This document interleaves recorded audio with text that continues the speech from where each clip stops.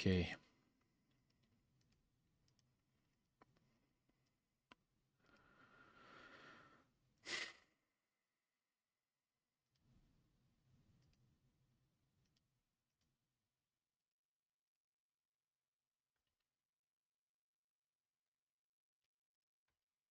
Cool.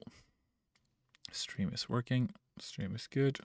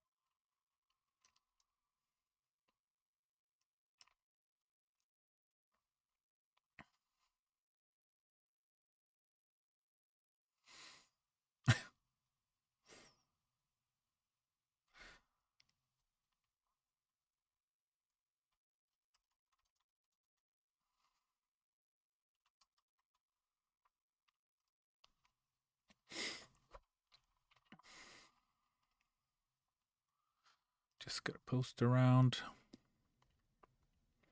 See if I can get people to join.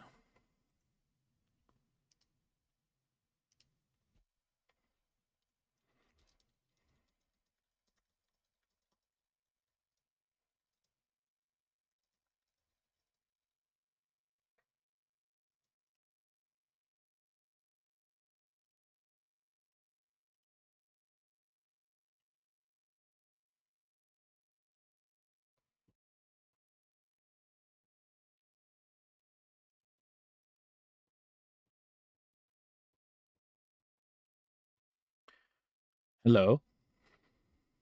Did someone make it in to my stream?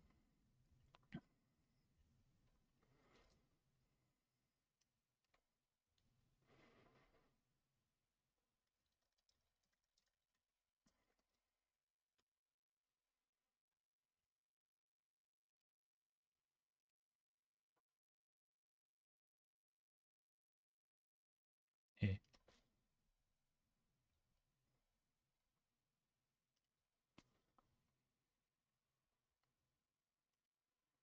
Pop, pop, pop, pop, pop.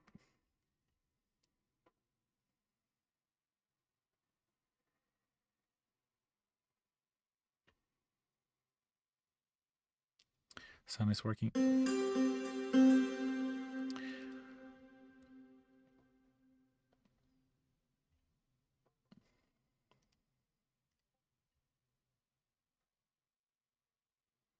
I'm gonna get started in just a second. Just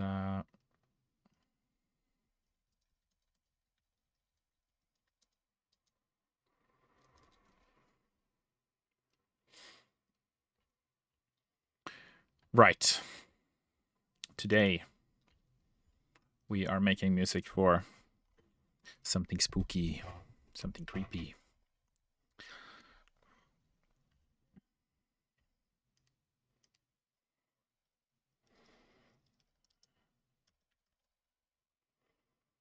We are making music for Curse of Strahd again. Still going. It's because I kind of use this channel to write music for my own D&D as well, so I wonder if I can bring an image into the frame here, but I don't know. I think I can. Let me just grab an image here.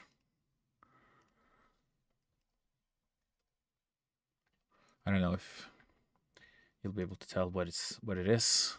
We'll see. Let's see. Source, media, file. No, wait. Okay, just add like an image here. Image. There you go. Add source image. New source.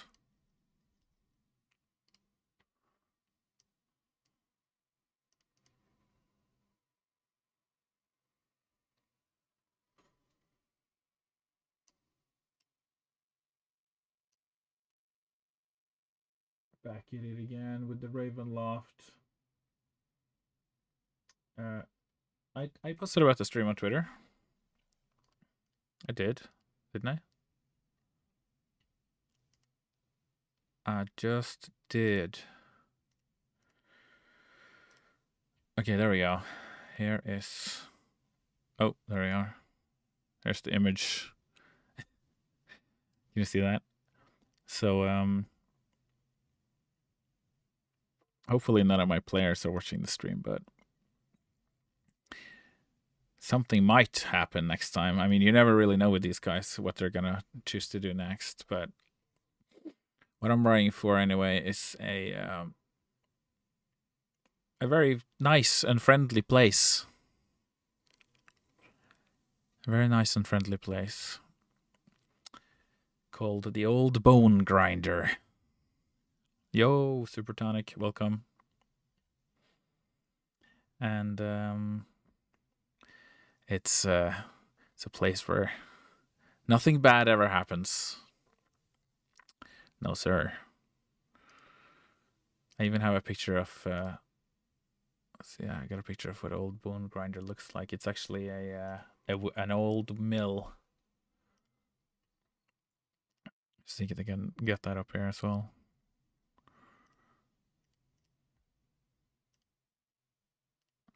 I kind of wish I could just drag and drop, but we'll have to do this for now. Yeah, this is the Old Bonegrinder mill. I wonder what they're milling in that place. Flour? I mean, you can see this lovely old lady has some lovely cakes for sale. Made of flour, probably. So that's what we're going to write for today. And yeah. I'm just going to leave these images here for now. I haven't got any layers, so I guess we'll start with some nice pads. And been trying to find more sources of pads lately, but hey Maple, how you doing? How has you guys' summers been? Is that how you ask multiple people for how their summer was? Booting up Logic in the background, because why not? Oh, you're playing it along? Nice, nice. Getting inspiration. I'm gonna find a cool pad in here. Something dark. Something powerful. Dark magic. That sounds like a good start.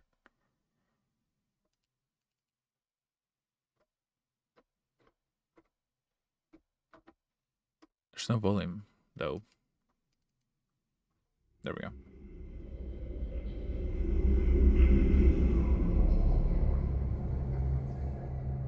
That sounds a bit too much like a ritual cave, I guess. I want it to be like insidious and sinister and like kind of like sneaky, you know. Giveaway from China. Submitted your Survivor application. Yeah, I'm pretty excited about hearing about this Survivor thing you're doing. Was there a money prize doing that? I actually watched the Survivor show when I was back at my parents' house this summer, because I had to go to my parents' house for summer because kindergarten was out, so I needed help watching my daughter because my wife was working full time.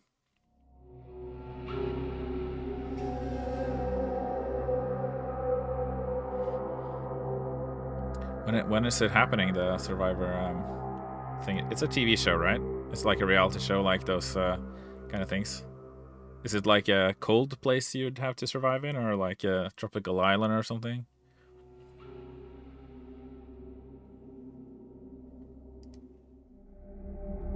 Death Curse.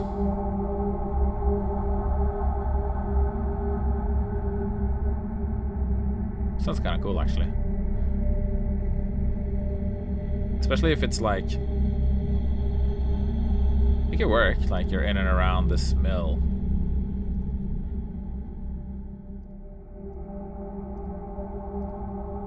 How do I get this window to close?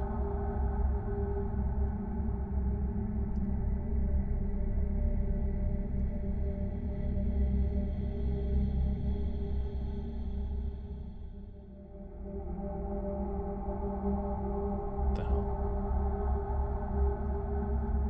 Oh, there we go. Interface. Right. Alright. We're just gonna put that down. And we're gonna remove the count and on the metronome here. Tropical island, if I get on, it'll likely be next summer. Ooh, that's very exciting. Wait, how old are you again? Are you young and strong enough to survive the challenges? I guess this is like a peak physical fitness is like mid 20s or something. The windmill is in front of the chat. You're right. It is actually in front of the chat. That's not good. Should make these images a bit smaller, I guess. Put them a bit more down here. Some reference material down here. 21. Hopefully young and strong. Haha. Yeah. I actually I have a story about being young and strong. I was 19 when I climbed Mount Fuji for the first time. 3,700 meter tall volcano. And we were all 19, apart from my cousin who was 18, but we were not prepared for this trip, like, whatsoever. And we literally had to, like, survive. And it could have gone really wrong. And it should have probably gone really wrong, but luckily it didn't. We arrived at the hotel at 8 at night, and we were like, oh, we're going to climb Mount Fuji. There was no preparation. We didn't read up on it at all. We were just like, well, it's a mountain, right? It's just a mountain. In Norway, we climb mountains all the time. And we'd never heard of, like, going so high that you struggle to breathe because of altitude. Because the highest mountain in Norway is 2,700. And, but, you know, we don't go on the highest mountain all the time. We go on, like, you know, 1,300, 1,500, and up to 2,000 max, you know. That's kind of like the most kind of we climb usually. So we didn't have any, like, oxygen with us or anything at all. And we didn't even have proper clothing, because on the base camp, which is like 2,500 meters that you start at, and we're like, oh, we should be climbing from the base, like the very bottom, right? Luckily, we didn't try to do that. That would have taken ages, and we'd probably have died. But we started at 2,500 meters, and it was like 35 degrees at the base. It's like, oh, it's so hot. You know, this is amazing. We got to take our clothes off. Like, oh, yeah. It was probably too much that we brought a hoodie, you know. And then we get up to like 3,002 or whatever, and the sun goes down, because we arrived at the hotel at 8 p.m. and they said, like, the last bus is leaving soon. You gotta make a run for it if you want to make it to the sunrise from Mount Fuji. So we ran to the bus. No, we like grabbed some food, like, really quickly, like. Actually, no, we didn't grab any food. We just ran to the bus, got up to the base camp, and we bought some, like, rations there. Like, we bought some, like, white bread buns, like completely white bread buns with some jam on it. We got, like, one of those, just like one. And then, like, some little gummies. And are like, well, it's nice to have a little snack, you know. Didn't eat dinner before going up. And didn't realize there was not going to be, like, a restaurant exactly on top of 3,700 meters. I had a blazer on. I was actually the most clothed of everybody. I had sneakers, long trousers and like a hoodie and a blazer with like lots of colors and an armband, and then we found these gloves just lying on the ground, so we just looted them and equipped them, RPG style. And when we got up to 3002 or something, it was like it was like pitch dark because we didn't have a flashlight or any like headlight. We didn't have oxygen. We didn't really have clothes or food. So we got up there and we met some med students who we worked next to. And that was kind of a miracle that we actually met someone who was med students who actually knew what they were doing. And they gave us some oxygen. They gave us like one bottle to share between the four of us. It was like a small thing, but we realized we couldn't like bullet climb. We couldn't like just go really quickly because we were like, just like thundering up the mountain, because we're like, we're Norwegians, we can do this. And after like 6 hours of climbing up the hill, it started getting really crowded. Like people were walking like maybe one step every 5 seconds, and it was pitch dark. And it was really cold. It wasn't like 35 degrees and like really nice anymore. Now it was actually 1 degree Celsius, like up there. And it was freezing, And my cousin, who only had a hoodie on, like a thin hoodie as well, he was like, and he'd like shaved his head because he was like, I don't want to go to the hairdresser because it's so expensive, so I'm going to shave my head. So he had like nothing on the head at all. It was like really cold. And I was like warming him up. But he was falling asleep, in the trail while standing in a queue to get up to the top. And I was like putting jellies into his mouth, like eat something, some energy, And it was so dumb. And we lost the other two who apparently they tried to get into one of the mountainside cabins, which you have to book like beforehand. Like you can't just go in there. And they got really angry with them. They were like, now you walk. This is your own responsibility, Got really angry. Excuse my my Japanese English. But we finally made it to the very top. And there's like a hut on the top where there's like an open wall. And my cousin tried to go to sleep because he was like, he passed out on a bench, and they came over and they like kick him, like just like no sleeping, because you're not allowed to sleep there.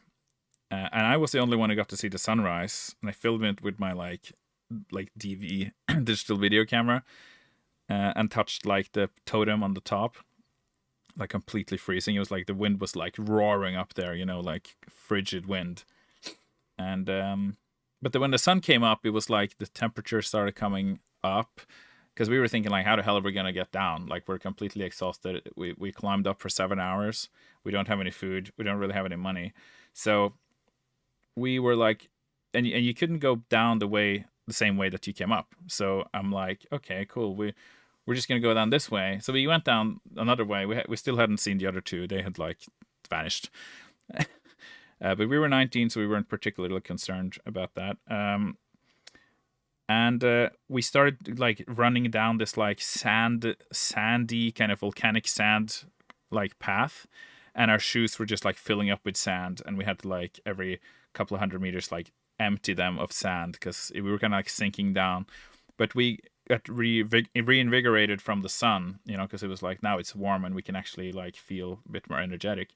And we ran all the way down, and we were like, how come this trail doesn't look any like the trail that we came up? It's like, well, we'll probably end up in the same place. This is probably like going parallel to the one when we climbed up. So, nothing to worry about. Nothing to worry about here at all. And then we came down to like the forest, and we were like, don't remember there was a forest here. We just keep going. It's just like, it's probably fine, right? And we go through the forest, and we get to like the base camp, and it says like Station 5, because we started at Station 5 also. It says like Station 5 something, and I'm like, well, is this Station 5? And they're like, yes, Station 5. And I'm like, but we came from Station 5 when we started, so where are we now? And they're like, oh, Station 5, 3, Station 5. And we're like, huh? Really? And didn't know anything, no preparation.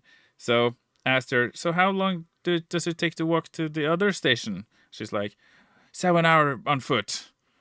And we had been awake now for like 26 hours or something, completely exhausted from trekking up and down Mount Fuji, no food, and we're like, right.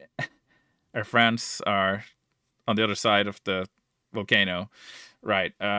So then I had like 4,000 yen or something, and I asked her like, how much does it cost to take the bus back to the town? She's like, oh, 2,000 or like 3,000 yen each.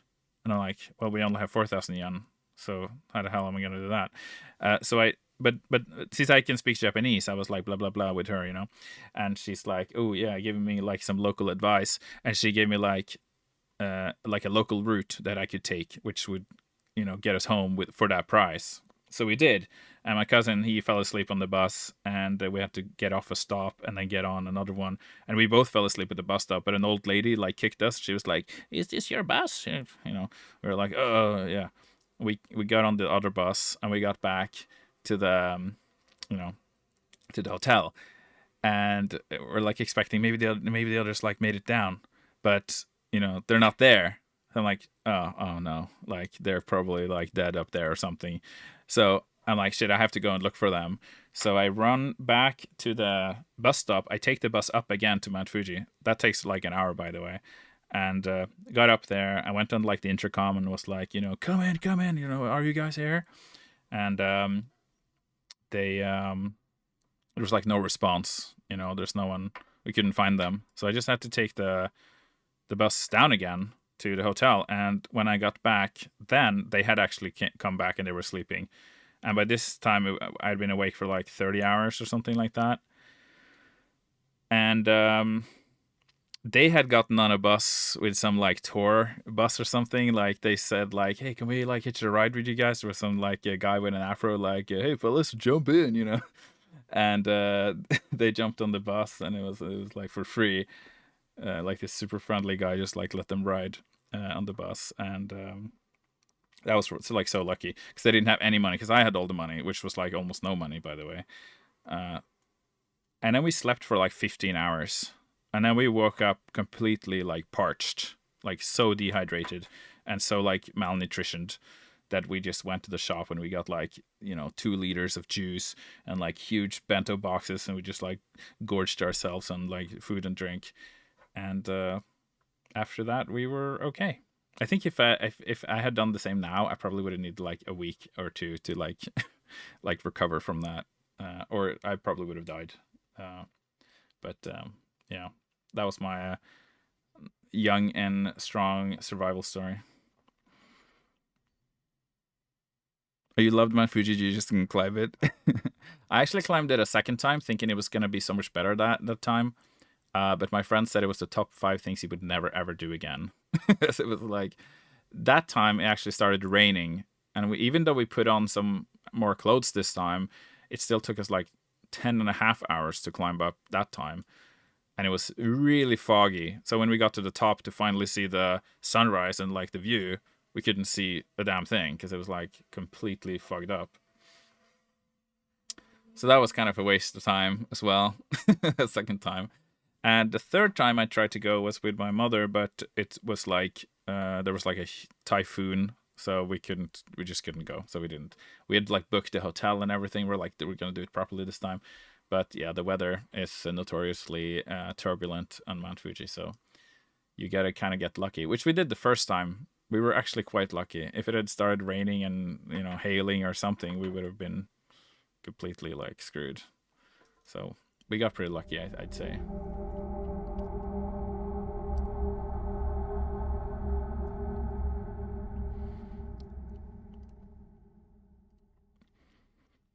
I climbed the Drakensberg mountain in South Africa. Ooh, I don't think it's close to the same height. Yeah, Drakensberg Mountains. How tall is that? Mountains. Ooh, it says it's like the highest peak is 3,400. If you went on the highest one, you would have been at like Mount Fuji altitude basically.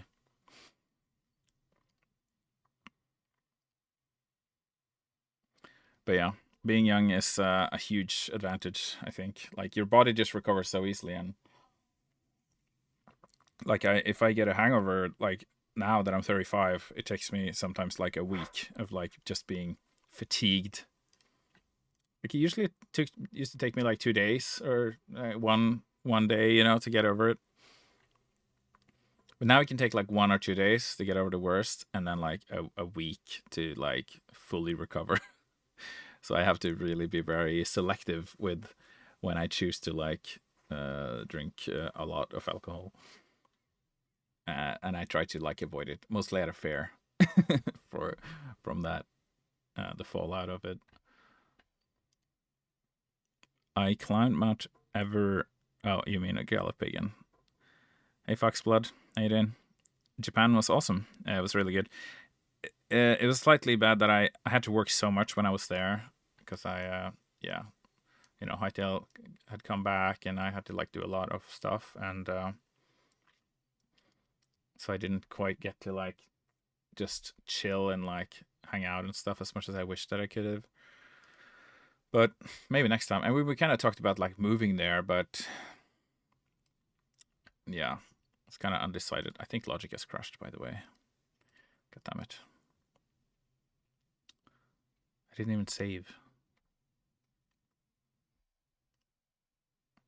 Let's try that again.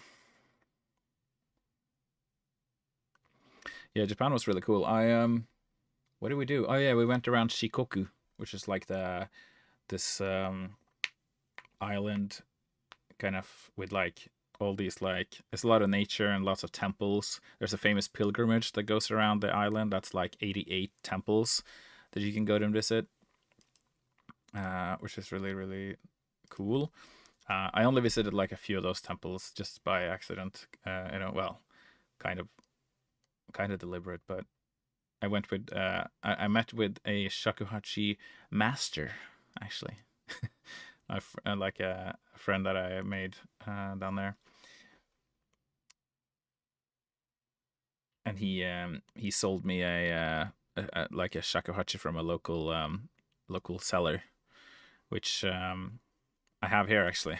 It's a pretty nice instrument.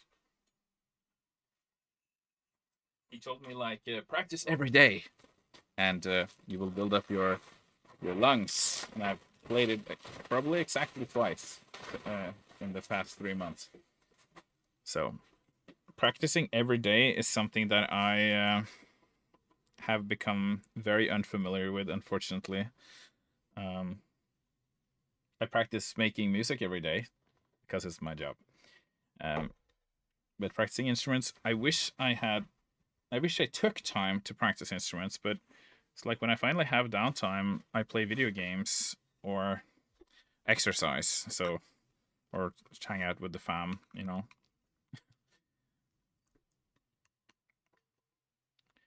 wish I was better, more productive. Okay, it sounds like this. Okay, I'm not that good.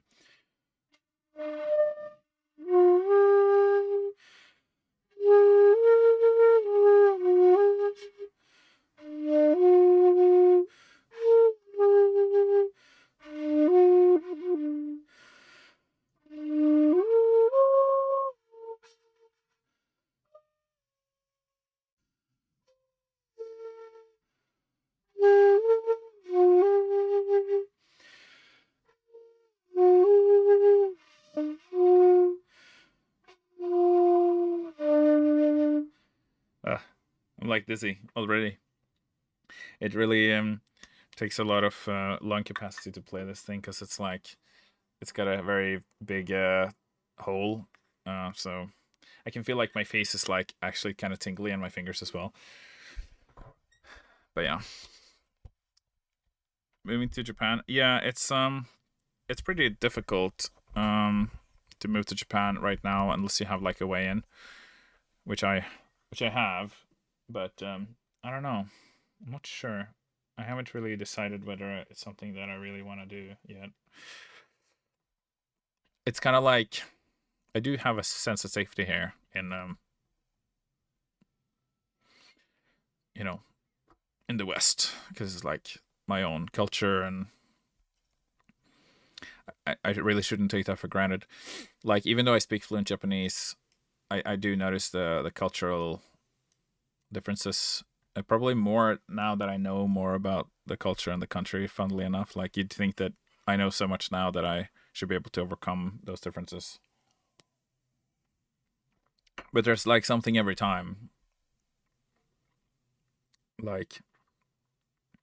Like the last time I did like a huge cultural faux pas, where it's like we were visiting someone's house and we were gonna like stay over at their house, and I took all the luggage and I like carried it was a friend of my wife, and we'd stayed there like a couple of times before, and I carry all the luggage up to the room that where we always stay, and I put it down.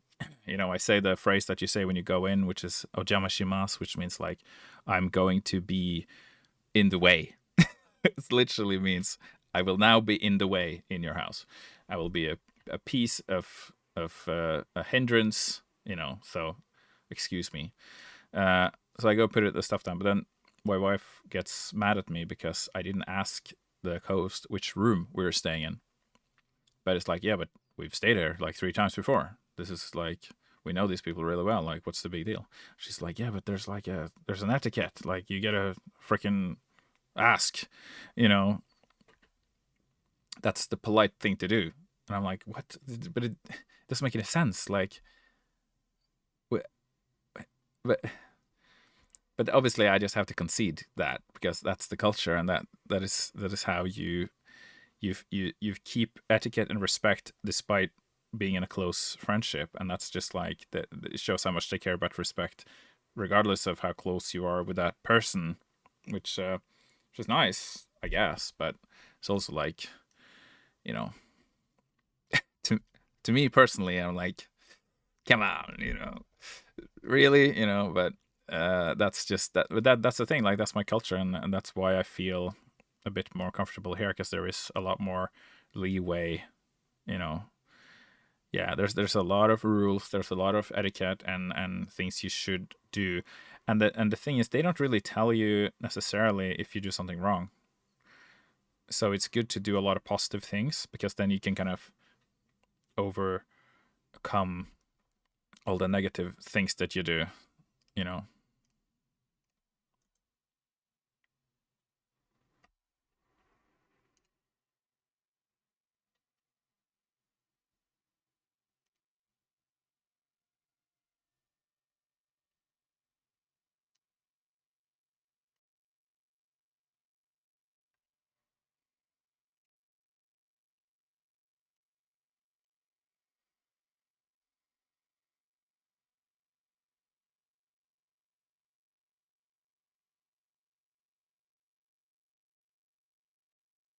I'm just gonna lay down some phrases here.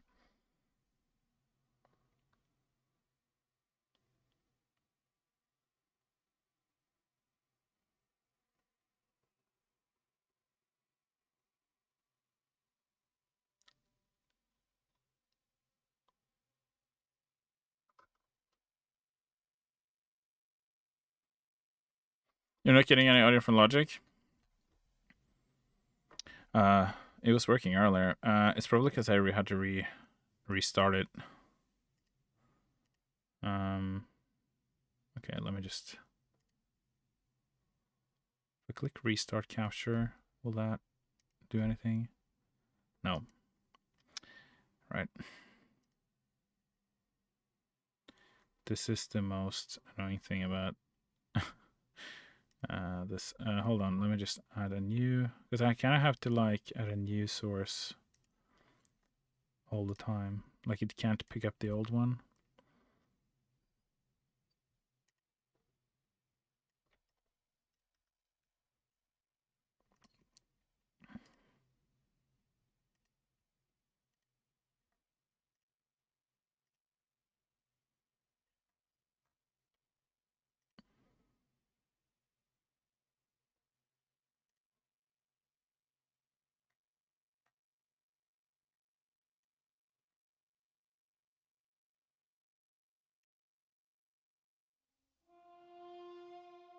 Oh. Oh. Put it on the wrong screen, didn't I? There we go. Cool.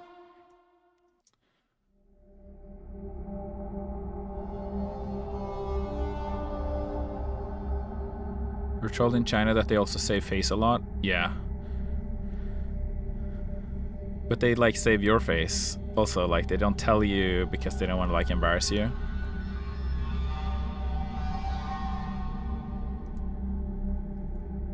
So I'm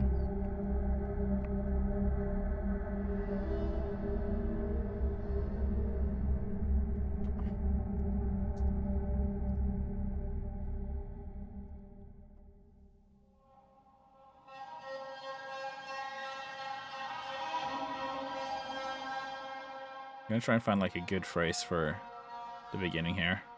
Just gotta like test them all. Kind of thing. Something kind of creepy, but not like too much in your face.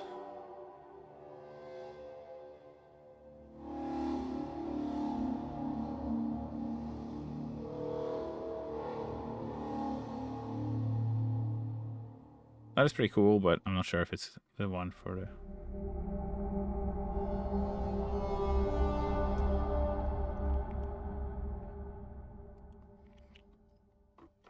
Maybe that was all of them.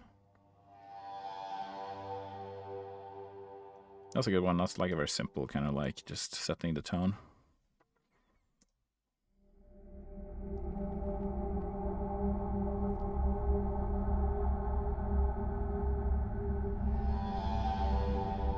Ah, should come earlier.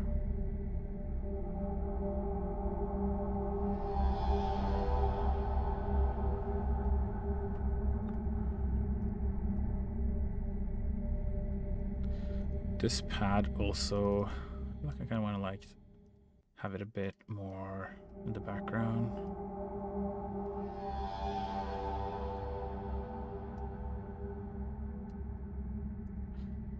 Maybe I'll add like another ad actually.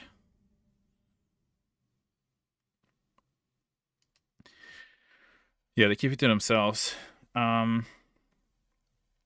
My bro's taking Japanese, and he says the whole language changes based entirely on how much you respect the person you're talking to.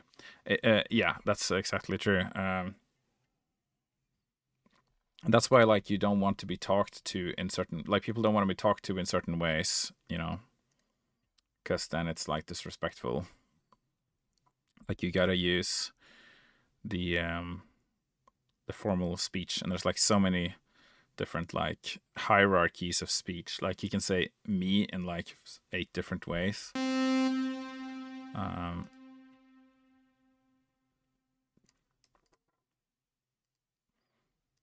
I'm gonna just find some pads here. Scoring organic. Textures. Just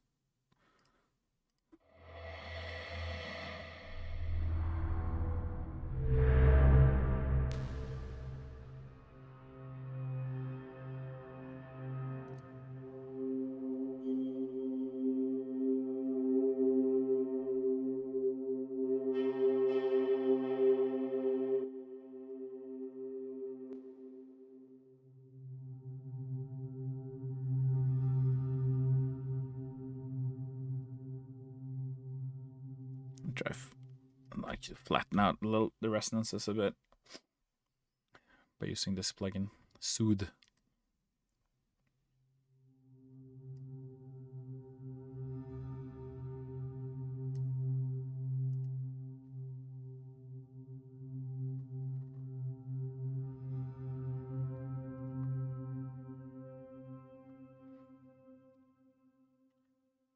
Actually, I have been experimenting with using my instrument lately. It's this like this one over here. Like I'll play that, and then I wonder if we can get the camera to like kind of catch it in the on the side there. I made these like cool distortion notepads here.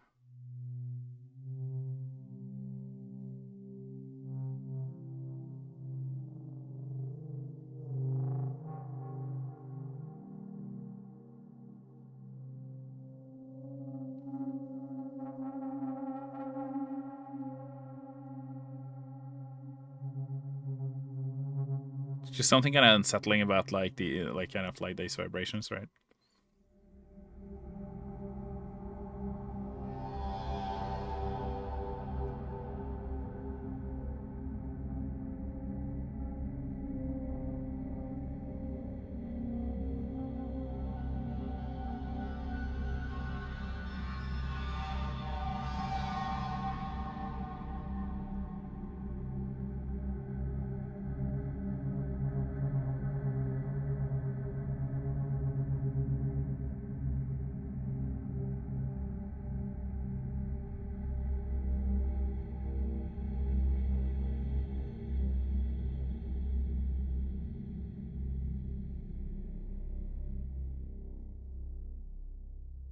So it responds to pressure and stuff, and also like the notes kind of respond together. So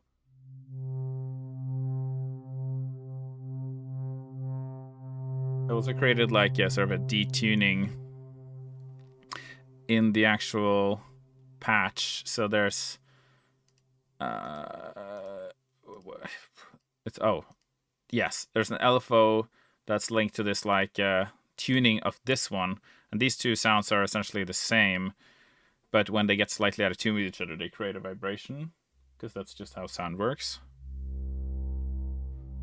If you ever like try to tune a bass or a guitar, you would know, like.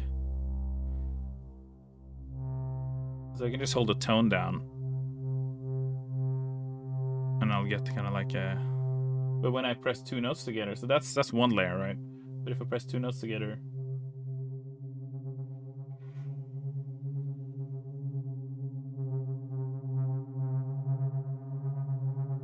you get the vibration between those two notes as well.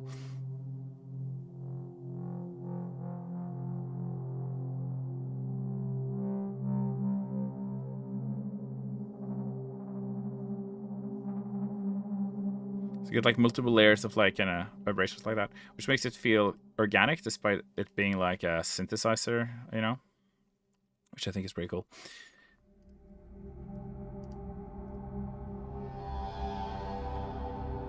So I'll kind of turn this one down a little bit. I want to keep this one a bit more in the background.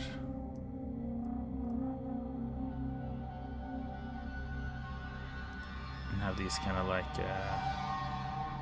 maybe I'll put Mondo mod on this actually also.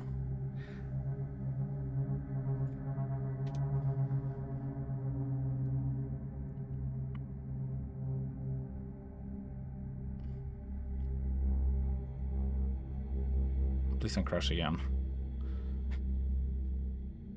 I quit all my other apps because okay, there we go. Jesus. Logic crashes so much. Oh yeah, Bonegrinder. Gonna put this in the D&D folder. Yeah.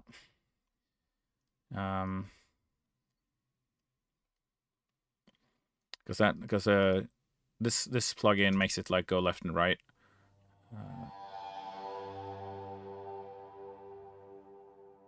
Gives it a bit of movement. Auto modding, yeah. Exactly. And it also modulates the volume a little bit up and down, and this is kind of like a pitch, but you can make it like really heavy, or you can just kind of stick with it. I'm gonna add like maybe one more phrase after this. Oh yeah, I gotta do a setting here that lets me play notes from the middle of the note. Do you know this Supertonic if you're in Logic? You can go to your project settings, MIDI, and then click Chase, and then press Notes, and then it'll play the note from the middle of the note. You don't have to play it from the beginning. It's very nice when you do stuff like this, where it's just like one long note,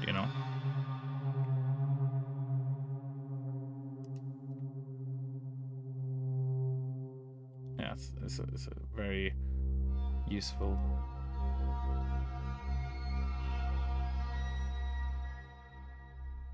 Very useful logic trick.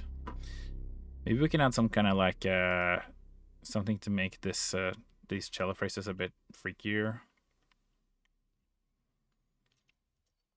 Like another delay that's like pitching and like it's like falling pitch or something. Pitch.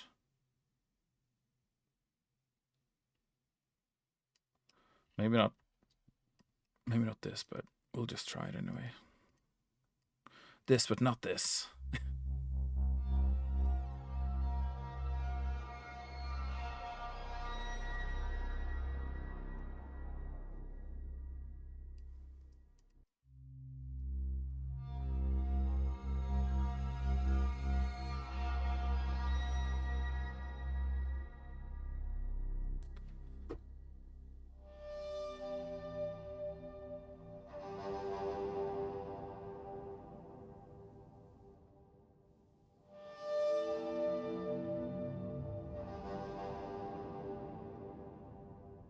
It just kind of sounds like a low rumble, but maybe that's okay.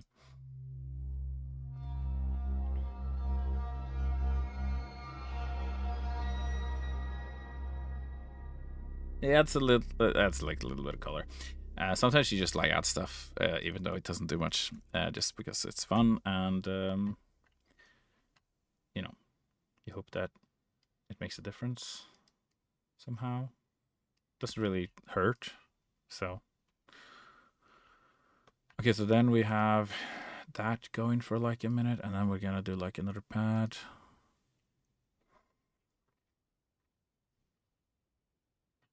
Let's find something else. That's cool. Whoa, whoa, whoa, whoa, whoa.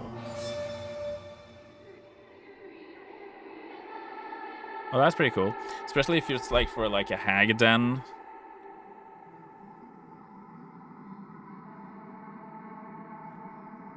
Have some kind of creepy voices kind of like whispering, around you.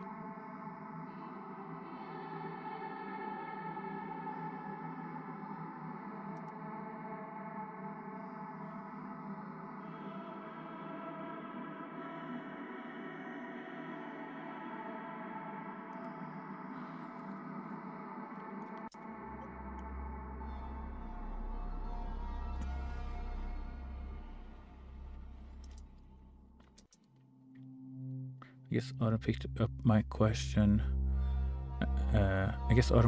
my question. Because I wrote transcribing, even though it's purely in composing context. Oh.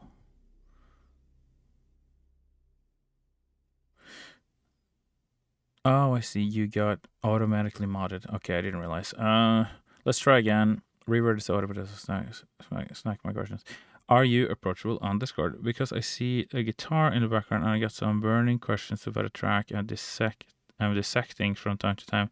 Just gonna know if you can help with something to identify a particular instrument with which I just can't make out what the hell it is. Yeah, sure. I'll DM you.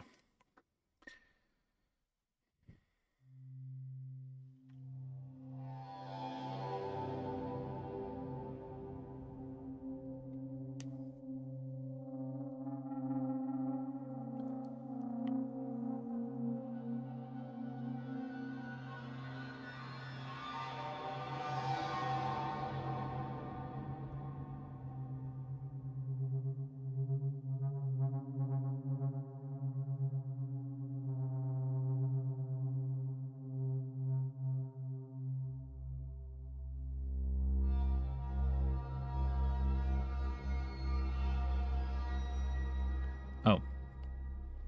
I can't DM you because you've closed your DMs on Blue Sky.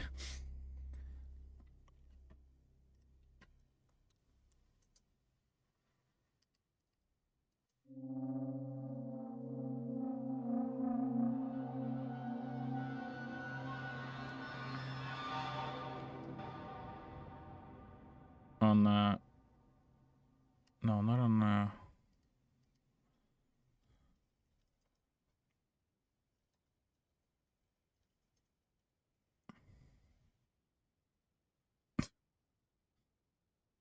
was just gonna test if I could like do a slash whisper. I could not.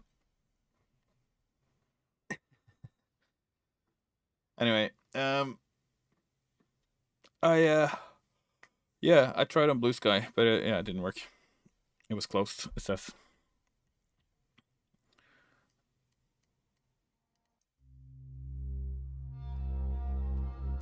I'm gonna put this. Change this phrase, I think.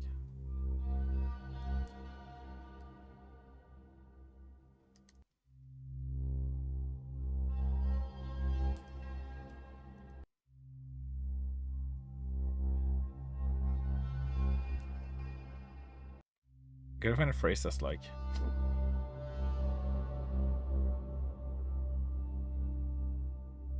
It's fine, I guess.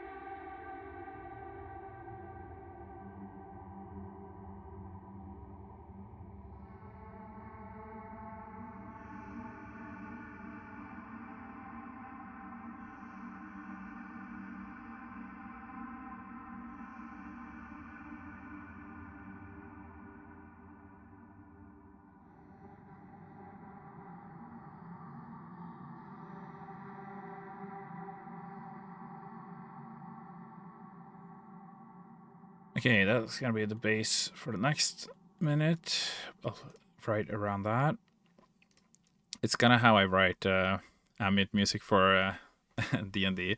It's because it's like the simplest kind of formula that works for me. Just taking like a pad or some kind of like central element, and then I'll just add some little spices around that, and then I'll like do it and something else after that, and it works because it's just some basic kind of ambience, and it's cool to kind of test different sounds and stuff. Thinking maybe I should like add some strings just for like that cinematic or like immersion, Maybe I'll find some cool kind of like evolution. It's for my private D&D game, but I'm gonna post the music on YouTube through OG RPG music. So it is for a D&D game that I'm running. Yes, if that was where your question was.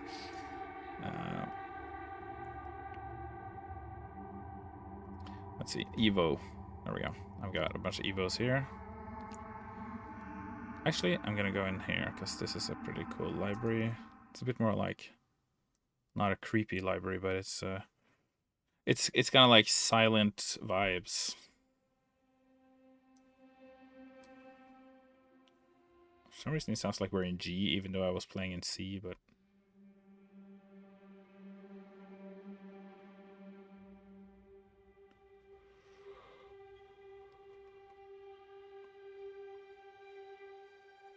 A little bit high string, just like. Keeping the tension there. Light faded in using the expression fader here.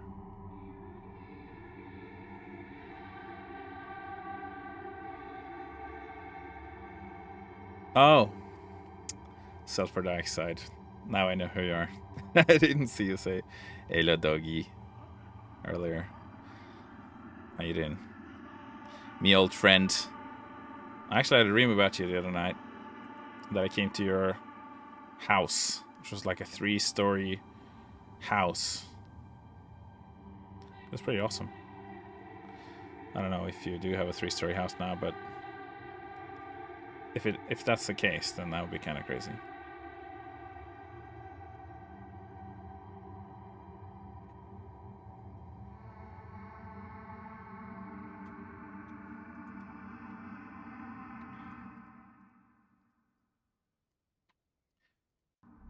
I know you've been at the stream before. I just completely forgot that name. It's been a little while.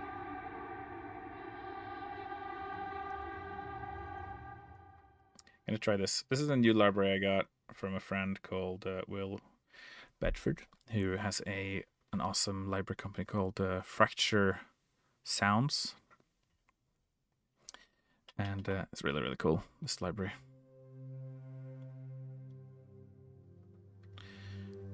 It's a lot more than this stuff. They've got like harps and like lute theorbo, whatever that is.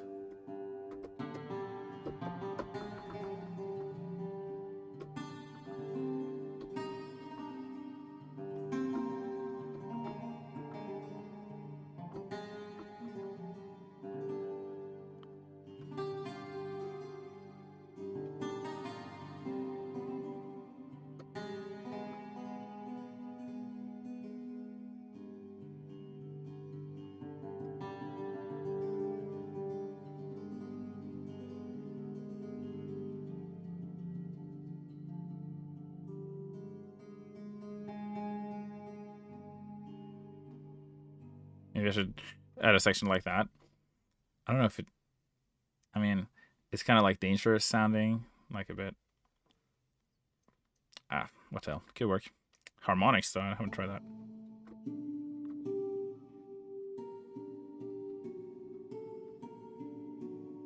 Harmonics always kind of works for like creepy sound. I'm gonna double it with a. I have a harmonics and a harp here. This is kind of the thing, like when you have these like instruments, and you start learning the instruments, or where you can find certain things.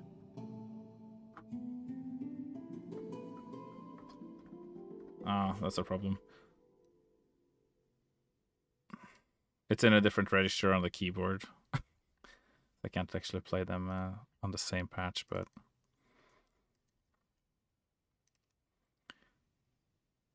I got a bunch of presets though, like over 100. You should look up Theorbo, see how huge it is. Ooh, I thought it was like a lute of some kind. Oh, it is a lute of some kind. It's a huge one. Very cool. I don't know how it's actually pronounced. Theorbo. I just like saying Theorbo because it sounds fun.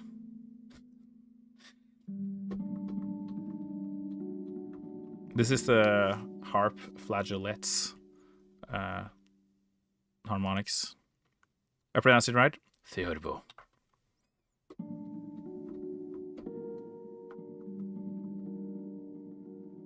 There's just something really ominous about the overtones. Or it could be what I'm playing, of course.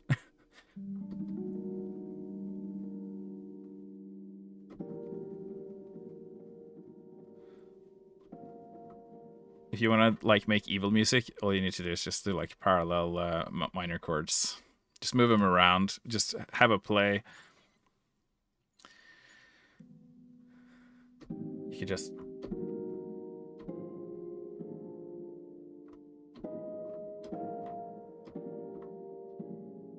literally play anything.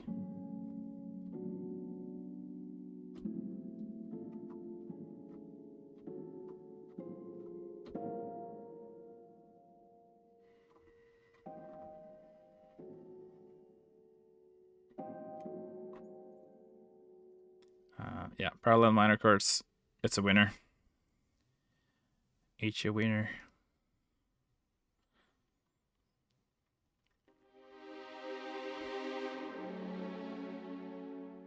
Especially when you do that on the strings and you do like a little bit of kind of wave, you know, on the mod wheel. Can't see the mod wheel in the camera here, but I'm sliding it up and down.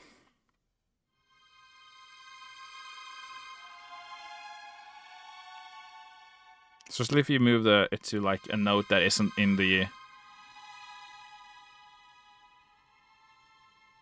key or something like that, or like if any of the notes in the next minor chord is not part of the scale that you're in, so it becomes like a modulation, you know.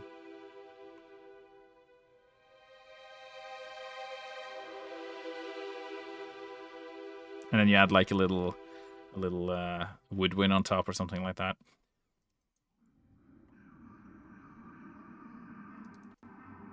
Like if I do that for this next section, just without finishing the previous one.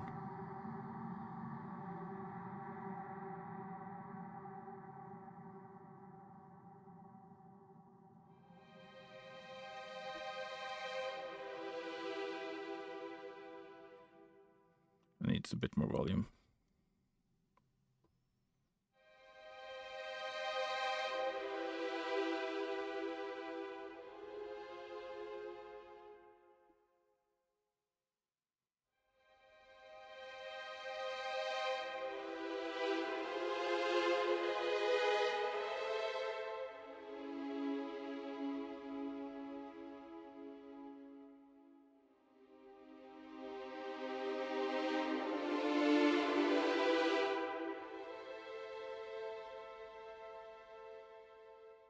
It's like I'm just playing random chords, but if you do it with conviction and you're like, it sounds deliberate, then it's like, ooh, he meant that, you know. I mean, I did mean it. I meant it. I meant it all.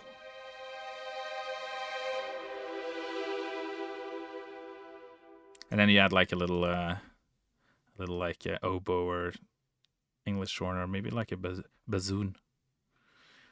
I heard. I think it was who was that composer who did Ori and the Blind Forest?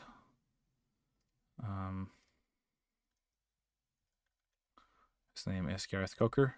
He said he hates bassoon. I don't like it. I'm gonna use bassoon in everything now. Like bassoon. I love bassoon. And if a composer out there is hating bassoon, then I will stand up for bassoons. I'll be that person. Bassoon is awesome.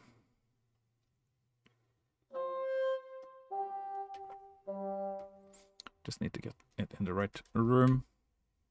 The altiverb solves everything. Let's actually do good old Teldex.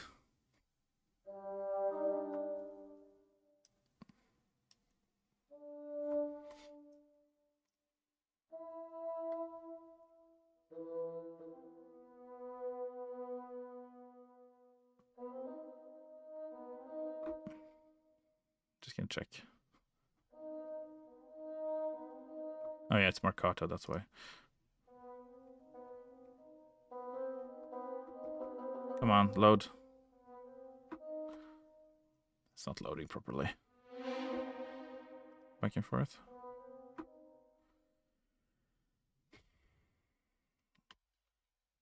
Let's reload the track. Sometimes it just doesn't, it kind of glitches out a bit. You kind of learn to live with it. Bassoons are awesome. Gareth Coker. Yep. Gareth Coker. He worked on Halo 6 also, actually.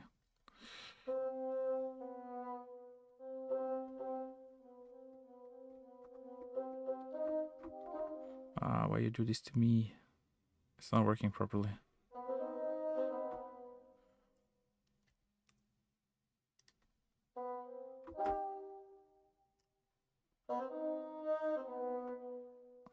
Doesn't want to. It doesn't want to play the sustains properly.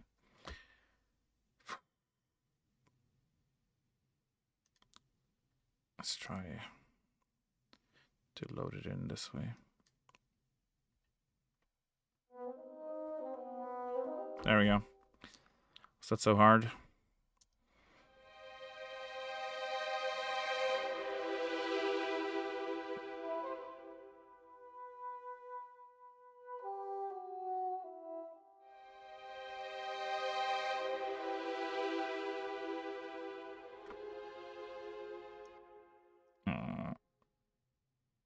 It sounded like it kind of came in a bit suddenly there, so we're gonna fix that.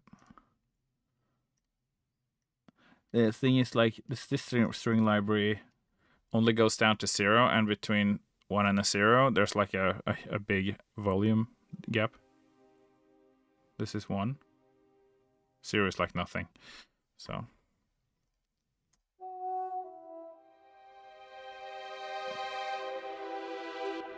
And the thing is, like, if you give your woodwinds, like, you give them some reverb, and that's fine, but if you give them, like, a little bit of delay on a soloist, it sounds really, like, nice.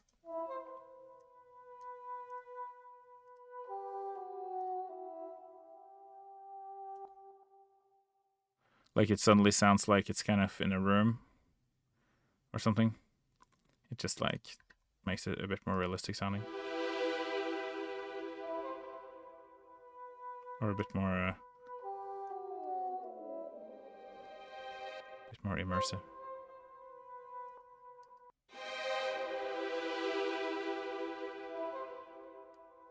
Okay, I think actually the 8th was a good.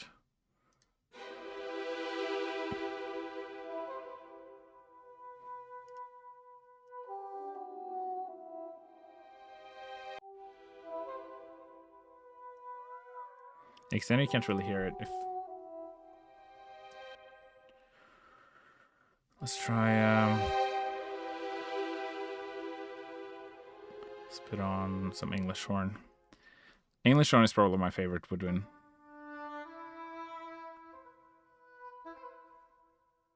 It's just so. It's so evocative.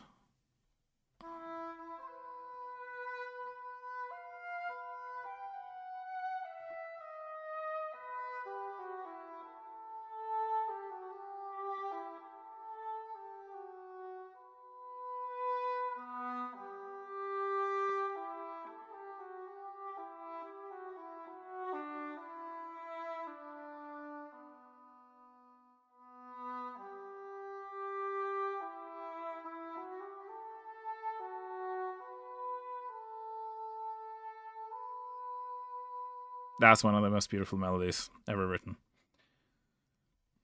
And if you don't know where that's from, then go educate yourself. No, just kidding. I'm actually going to see Star Wars The Last Hope in concert. Yeah, Andy, you would know. Of course. We spent hours and hours listening to film music back in the day. Do you do the module by hand? Yeah, I do the module as I play it, yeah.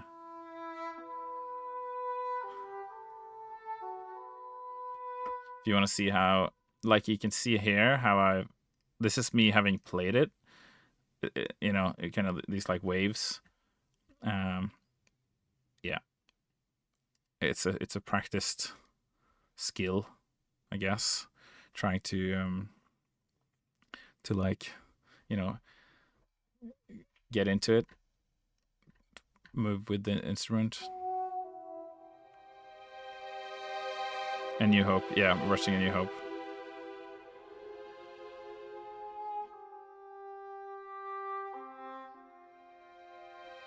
Nah. I feel like I should put something else in that little moment. Maybe like Celeste. Celeste always works also in these kinds of situations. After a while, you kind of know what stops to pull out. You're just like the tricks that can instantly give you a vibe. Find a trick to make anything sound natural. Yes. The thing is, like, if you played this like without moving the mod wheel.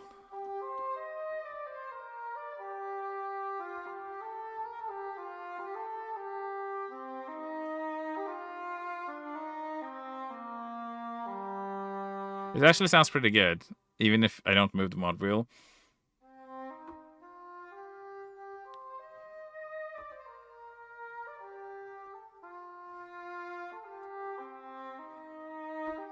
But it sounds a little better if you do move the mod wheel. So, yeah, because I think this is probably the best orchestral libraries that I know. Cinematic Studio. It's about $400 each for the woodwinds, brass, and the strings. And there's a solo strings library also that I don't have that I want. They're just so well made that they're just so usable. I've used on Hightail. I've used Cinesamples a lot, mixed with Spitfire. I use Spitfire a lot as well, like, but I use Spitfire mostly for like the evolutions and like these like cool like string things, like this one. This is Spitfire library as well. They get a lot of them, like lots of interesting ways to play the strings. Adds like a lot of nice color. But yeah, Cinematic Studio is probably the best kind of for like the bread and butter orchestral.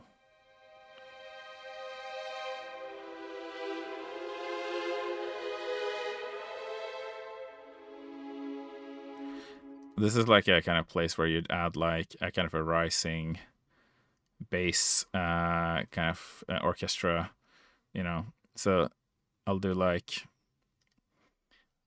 it's so Aladdin this as well, I think. This word, like, I don't know if it is Aladdin, but it kind of feels like it's when he's like about to grab the lamp or something. It's not. There is a part I think that sounds like that, where it's like.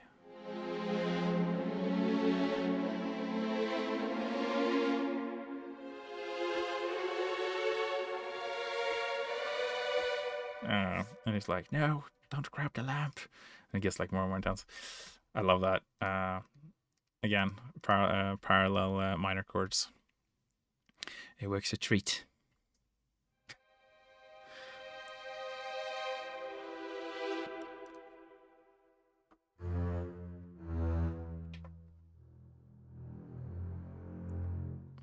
Wait, where am I going? C, F, A flat. Okay, yeah.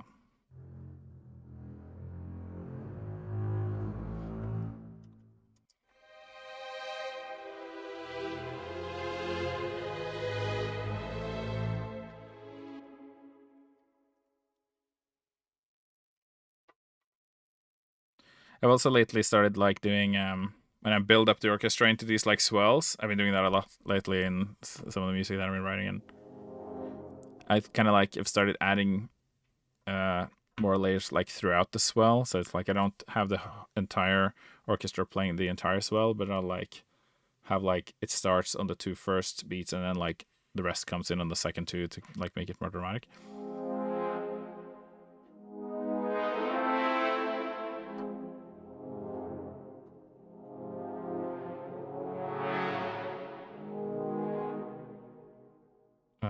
Where was I?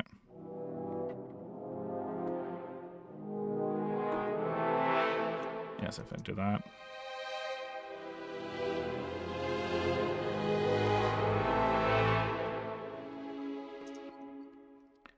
And then I like do the kind of the trumpets. Let's see if we can find like, if I can get an brass ensemble patch here. I like using ensemble patches because it's just easier, and also it usually sounds better than using like. I'll try the trumpet sustains now just for you. Just for you, because you're so insistent. I feel like I need to like use the thing with the Cinesamples is they don't have a lot of dynamics. You need to like.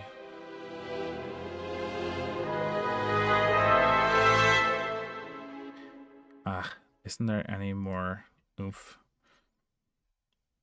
Let's check the trumpets here. Trumpets is that's like the hardest thing to sample, I feel. Like either it's like not strong enough or it's like too much sharp.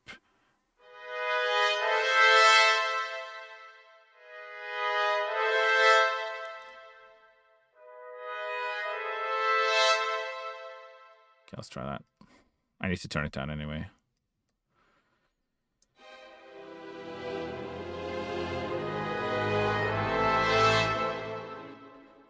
It needs to go way down.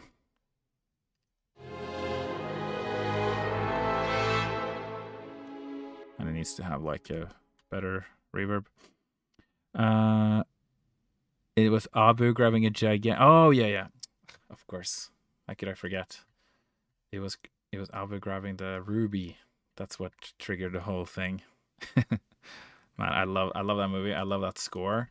It's such a good film.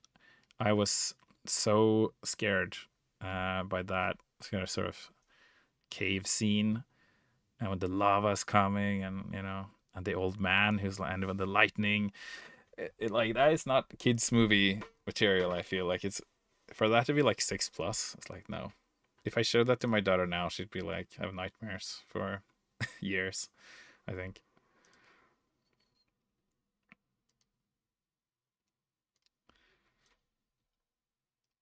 I tried showing her some like movies that are 6+, because she only wants to watch like Peppa Pig and stuff, and I'm like, oh my god, there's like zero conflict. There's no drama here. I'm like, Daddy's gonna show you Kung Fu Panda now, even though it's 6+ and you just turned 5. But on a real film. But she got scared by that as well. I had to skip over the scary parts. And she didn't even want to watch the sequel. I'm like, okay, damn it. Maybe it was too early.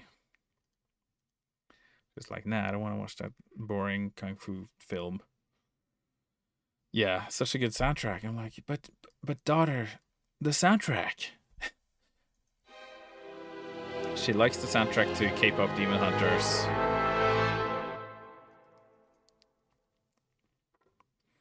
Okay, we're gonna like add a couple of details that will gonna let me not need to add more orchestral stuff. If I just put like some cymbals and a big drum on it, then it'll kind of cover up the lack of things.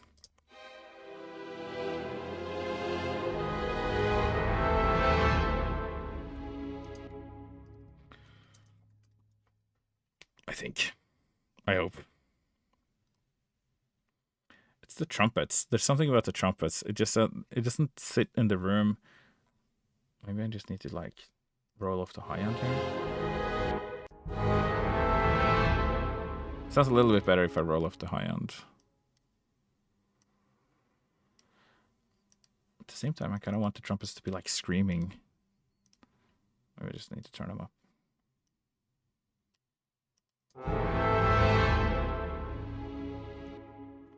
It's a tricky balance. Definitely sounds like a 5-year-old girl. Maybe we should dig Beauty and the Beast. Maybe. Beauty and the Beast. I mean, she likes princesses, young girls like princesses, but like the beast, like why would you ever how could you ever love a beast? I don't think she even thinks about the romance aspect or anything at all. Like she doesn't even want any boys to come to her birthdays because she's like boys.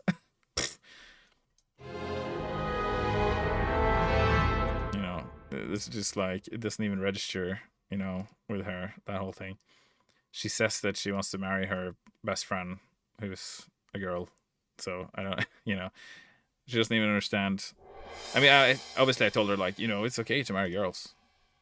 There was nothing about that, but I don't think she's. When you're a kid, you don't even think about.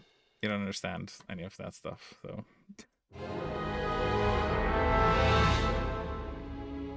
Little symbol that gets cut off. That's always also nice. I've been doing this so much lately. These like Just like cut off like evil swells.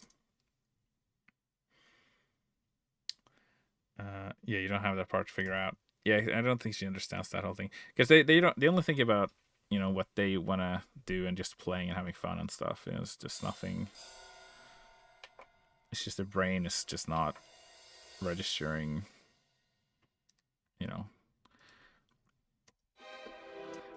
Because it's like still trying to cope with understanding what sharing means. Sharing with others, giving something away without getting anything back. Or like being good, like sharing out of the goodness of your heart. It's like, huh? Do I get a reward for that, or do I get candy if I'm good?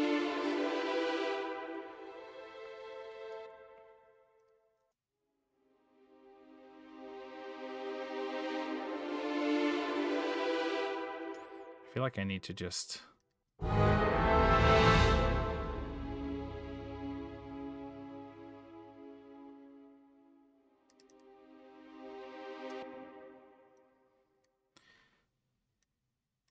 Yeah, it doesn't keep going here.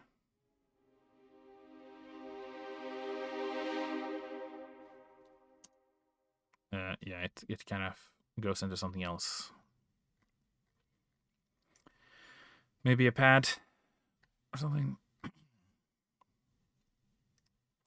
Maybe we can do some like creepy clavs, some sneaky clavs. That's another trick when you're doing this kind of like sneaking around music. You've heard it a million times. I think did I save that? No. I didn't save my clav. That's sad.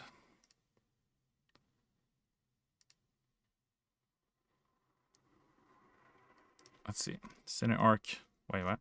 Oh, Cine arc. Get some clavs in here. Woods, claves.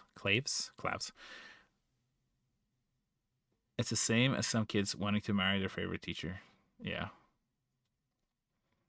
She hasn't even started school. That's next year. That's interesting. I wonder if she's gonna learn how to read next year. Guess I gotta help with that development. And here's the collapse.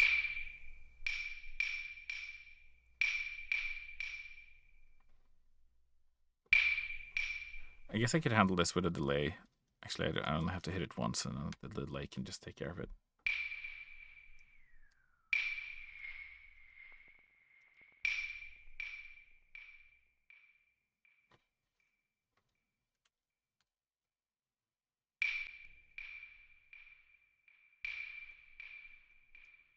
So I can take away some of the high end. It's quite. Ooh, low end as well. Hello.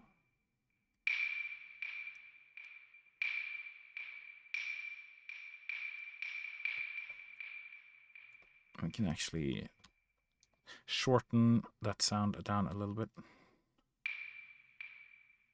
I like a short clav. Because there's so much like room noise in that.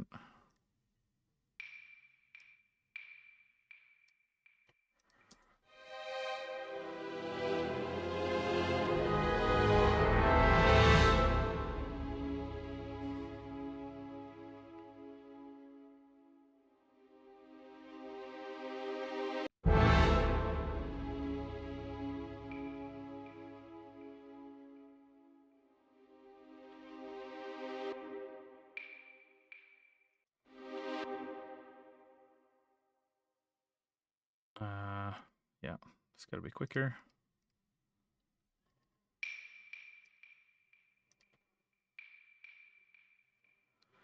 Now I'm kind of leaning in and actually playing it.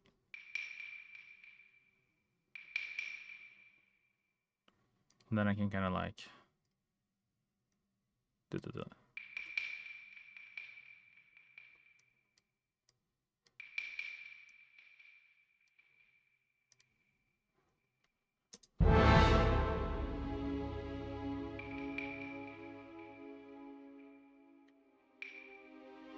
Wait, what? Oh.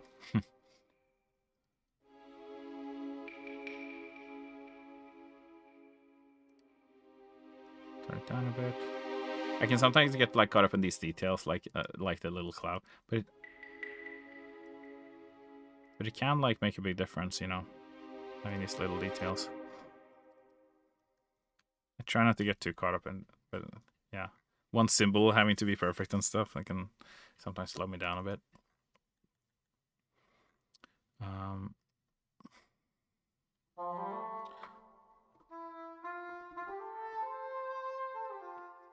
Yeah, different soundtrack.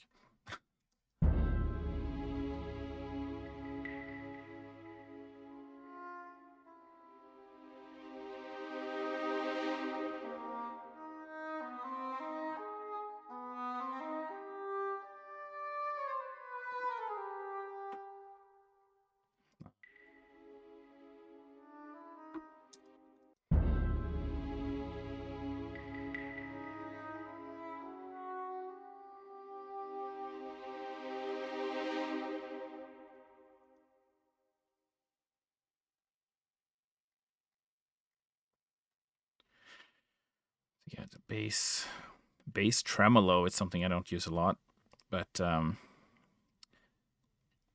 recently I have actually started using it a bit.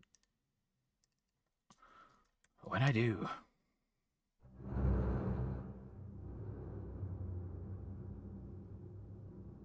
just an open C string on the bass, tremoloing. There's nothing more devastating, nothing more terrifying.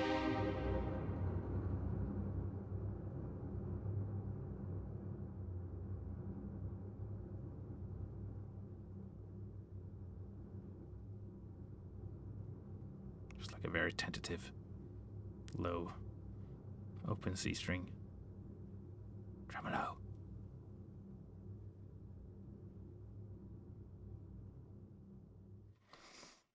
Cool. It's all about keeping the tension. I need to go back, I guess, and check on. I didn't finish the second section. I kind of moved on to the third, like before finishing the second one.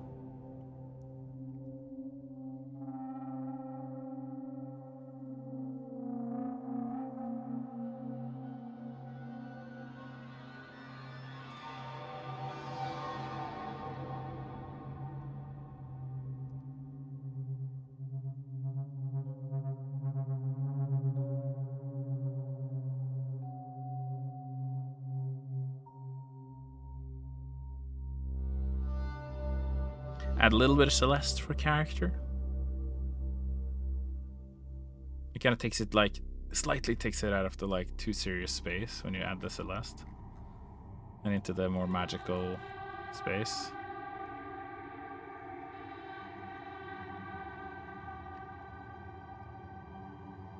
I'm gonna actually fade this in slowly.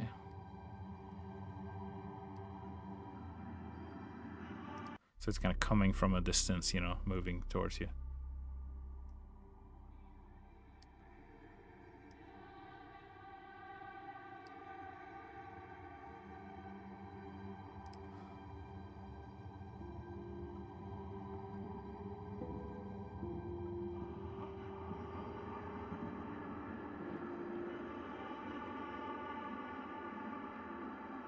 Harp flageolet makes an appearance.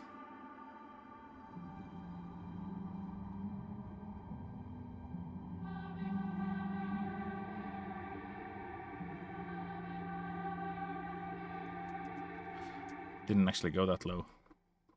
So annoying when like the library doesn't go lower. It's like, I know it's not natural, but it's a library. It's like whatever.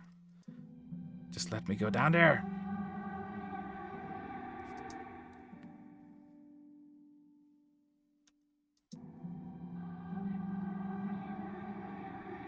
And before you could actually edit the libraries to extend the range, but Contact removed that ability, I think, or maybe it's still there. It's just they made it a lot harder to go in and like edit the libraries. So before you could go in here and you could be like, I wanna. You could click this button. Oh, okay. So Okay, this doesn't work on every library, but I guess it works on some of them still. You could like go into the editor here. You could like grab the notes and like just pull them further up. So I guess if I wanted to do this now, do that. No, that didn't work.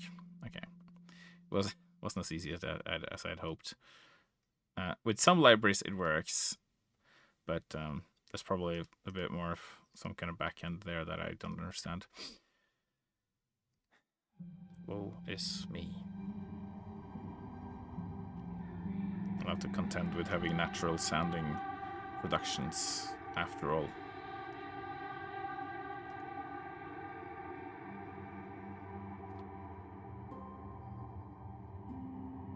Maybe that's the time to bring in the Theodbo.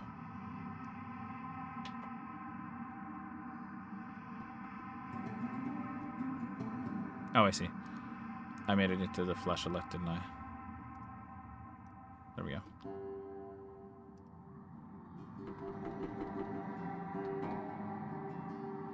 There's something kind of like nasty about the like when you're in the low end here, like.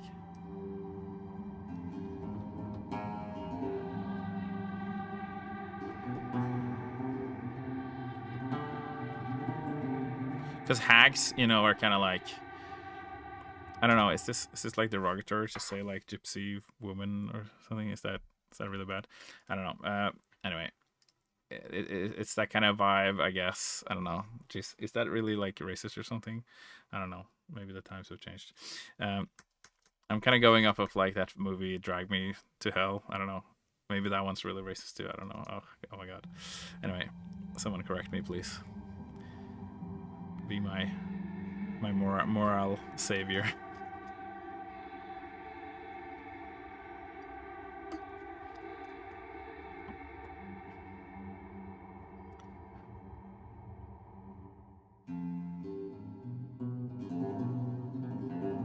Because anyway, it's like in Curse of Strahd, they have these like people who are kind of like gypsy people, but they're not obviously gypsies, but they're inspired. They're like clearly inspired by that kind of vibe.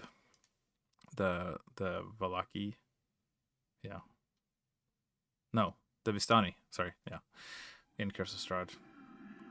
So it's clearly like a theme in the campaign, but the campaign was made in like the 80s, so some of the ideas might be slightly like outdated.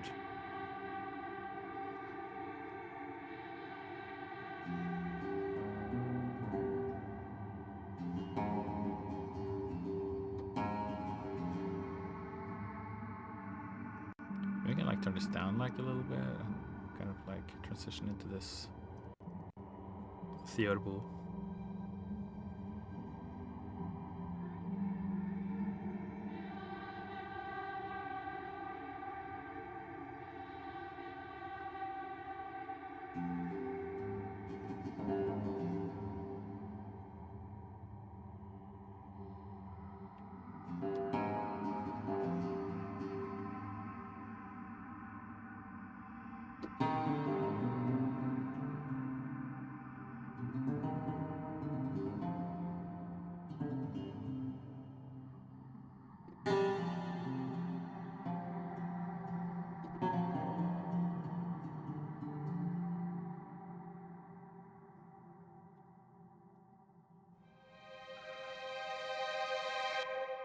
Something like that. Maybe I should perform it again because it's like.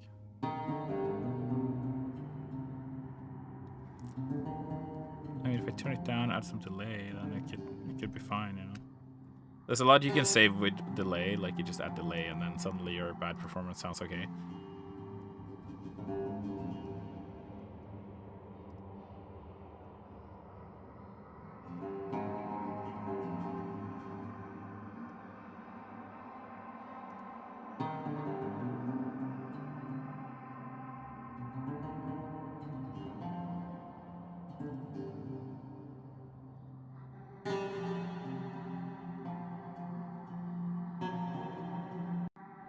I think I need to do it again. I think this first idea is good.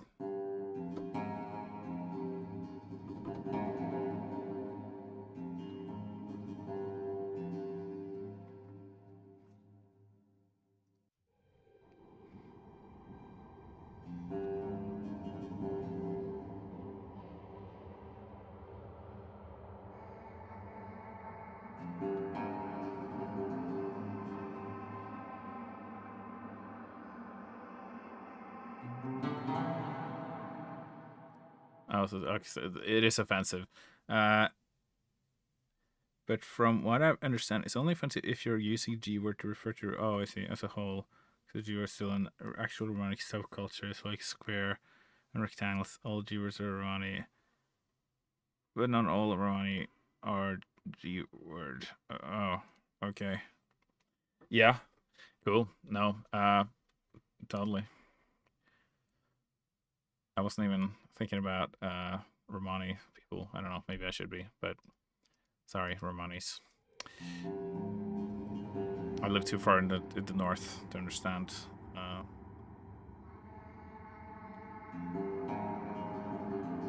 That's not an excuse, of course, but yeah. It's like a fantasy context, so you know.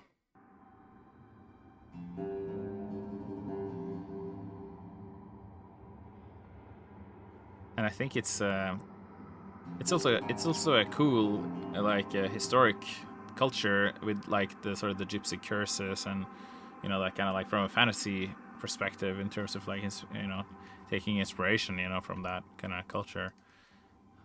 So you know it's really all about appreciation.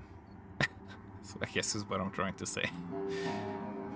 Not it doesn't come from a place of malice, you know.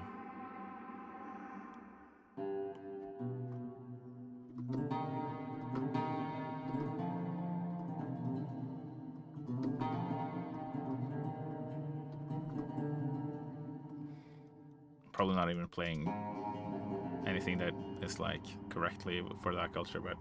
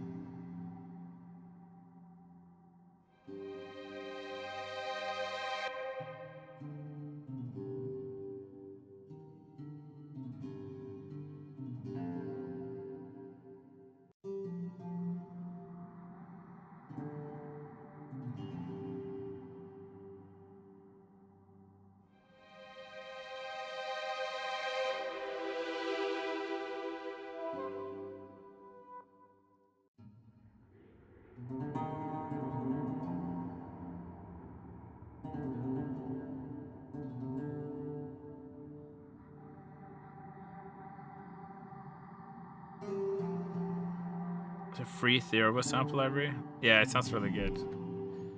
But yeah, this one wasn't cheap. Well, how much was it? $350 or something, I think. It's kind of usually how they're priced. But since it's for my business, I can like write it off of my taxes, so it saves me like a little bit of money at least. But I kind of have to like keep reinvesting into my business, which is this, you know.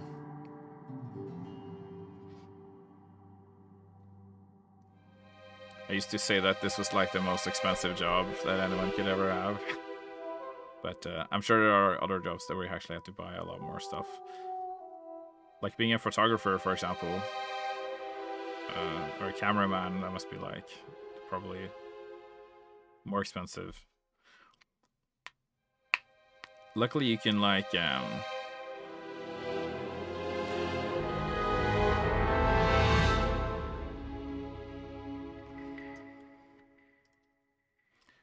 I'm kind of hearing like some kind of bell, some kind of like bright bell.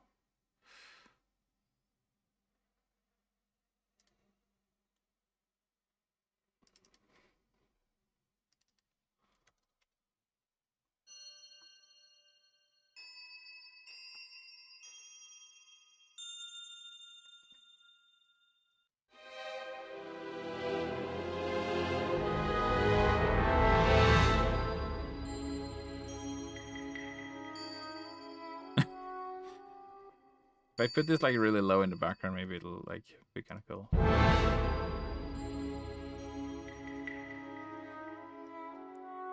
How far back can I push it?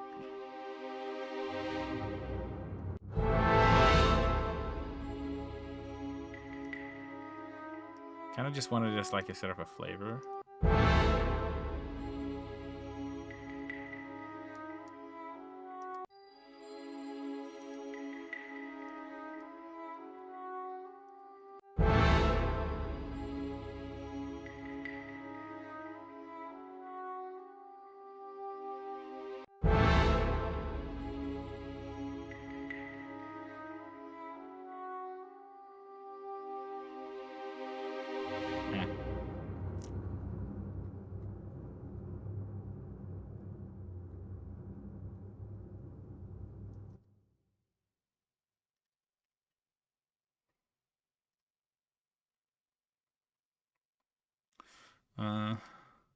Contra bassoon. Get something kind of dark and woody. Maybe that could work for like a hag den.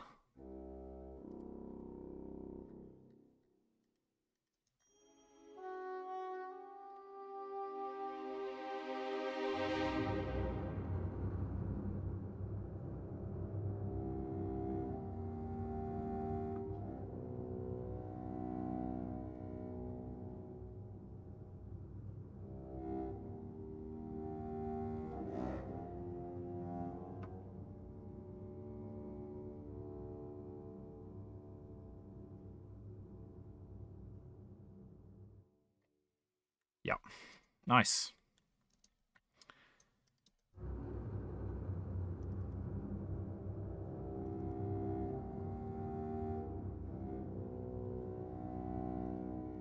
I feel like I'm shoved into a tree trunk.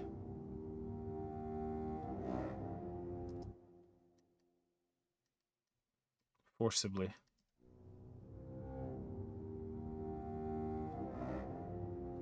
Mommy, I can't get out.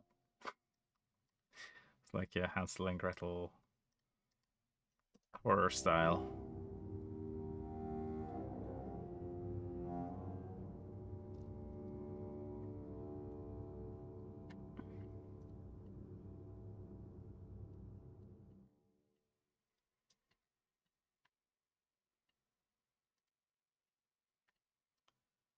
Okay.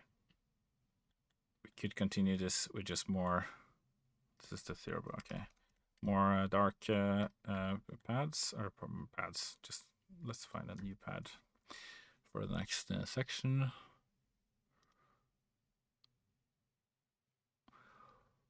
It's almost 11 though. Oh yeah. Gotta go to bed soon. Well, I'm almost at 3 minutes. I mean, basically at 3 minutes now. I will usually go back and like kind of decorate some of the other sections as I go, but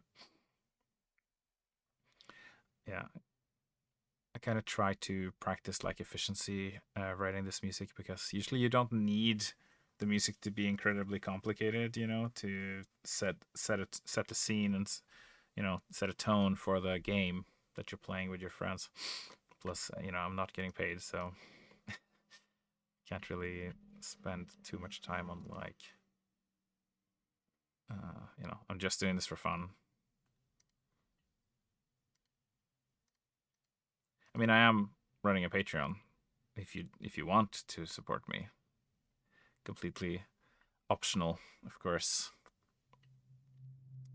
But it's nice if you want to do that. And then you can join our Discord, our very special VIP Discord.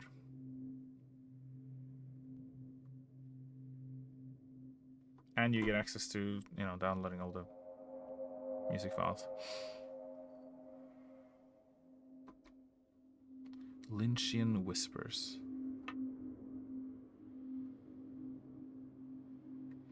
Oh, I see. It's just turned down so much that it's like...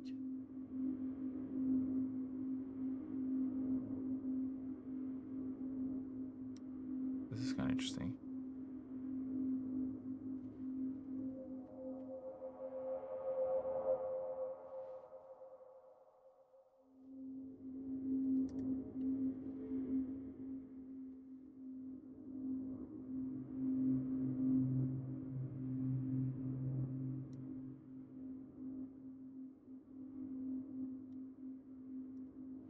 Bit of a nice kind of bass, I think.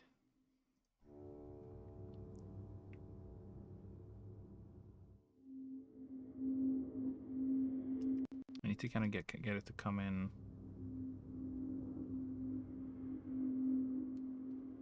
gradually as the other one goes out.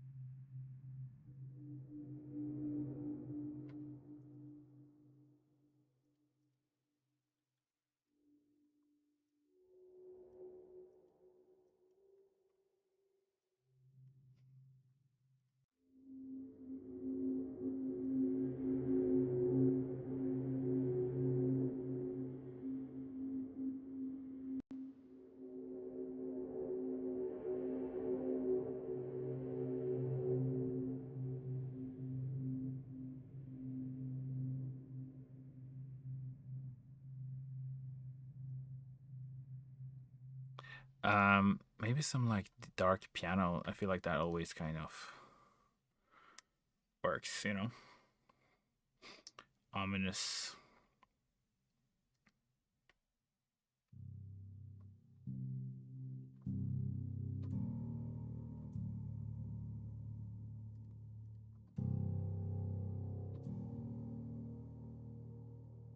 Just like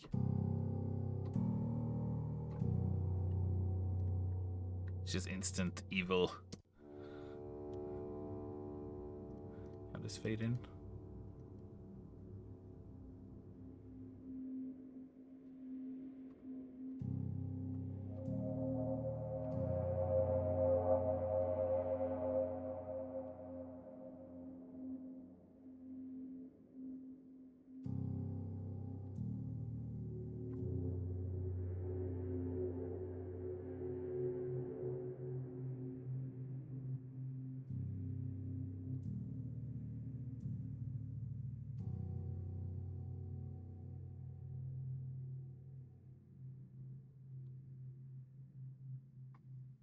Yep.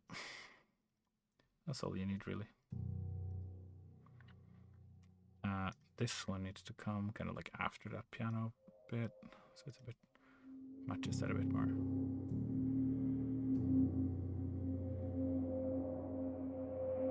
Sounds a bit better when it kind of comes in that space.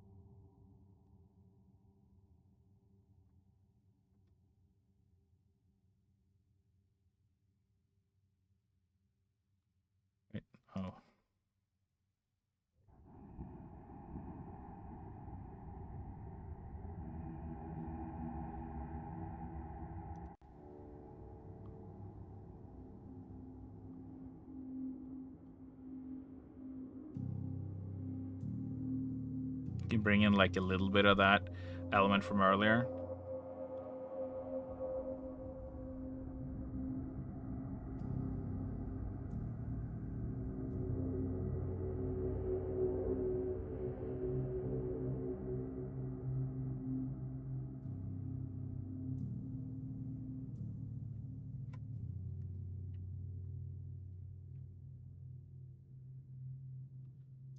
What was this?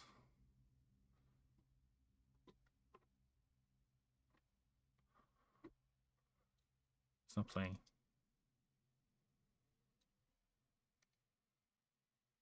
Hello? I think this one's just like crashed out or something. Doesn't want to play anymore. Perfect. Oh, it's bugged. Okay, reload. This kind of stuff I have to deal with every single day.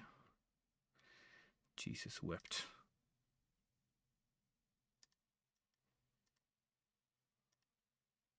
Every single day.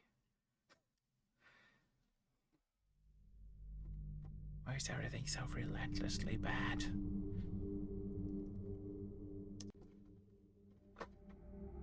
There we go. Okay, cool.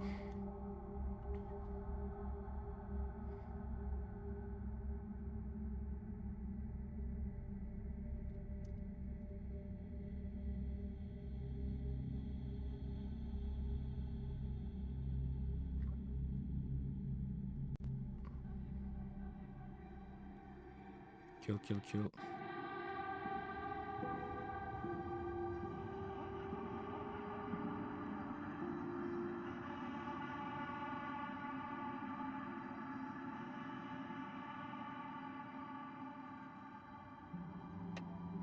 You know, this voice patch sounds a bit like in Baldur's Gate. It's just like in Baldur's Gate when you're in that. I think when you're in that underground.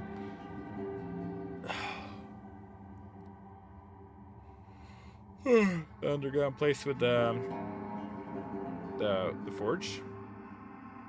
Or maybe maybe I'm thinking of the underground place with like the balls, ball spawn and all that. It's a dark place anyway.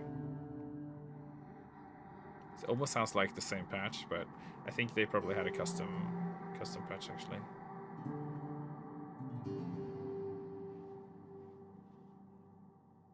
I feel like it shouldn't land on the G because it's like a bit too jolly. It should land on like right before. It's like slightly darker and it's like not so resolved, you know.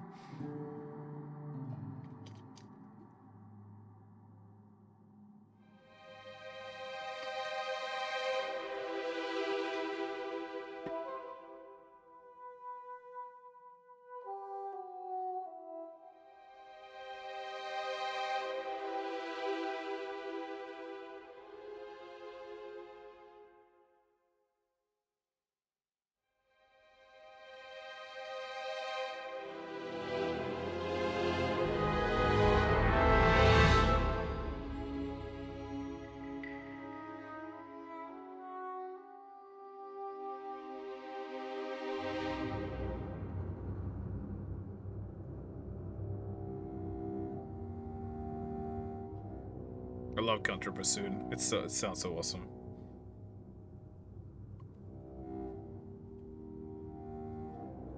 It's like the big daddy of bassoons. The godfather of bassoons. It's just a massive bassoon.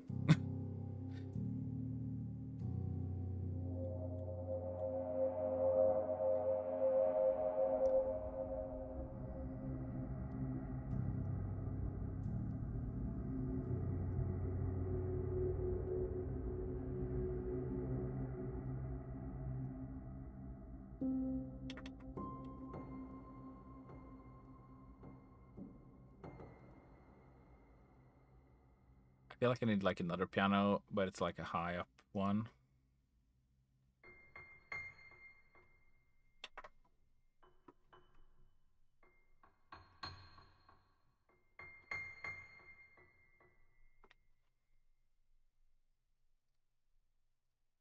More reverb.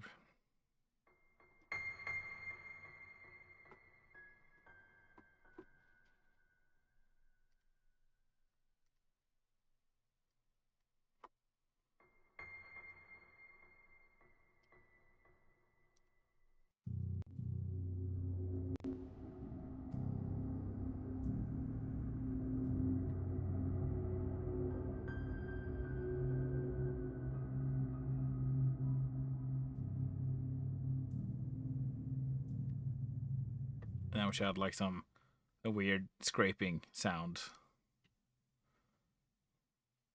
Just because that's what goes there.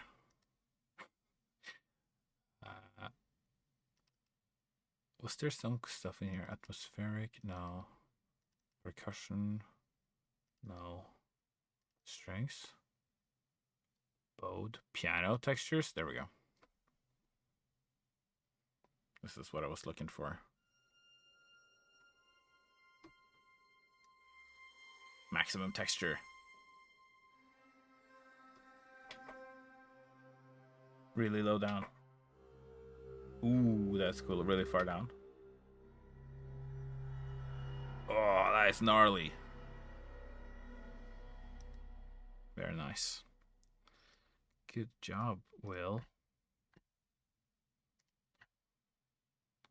Who is the designer of the library?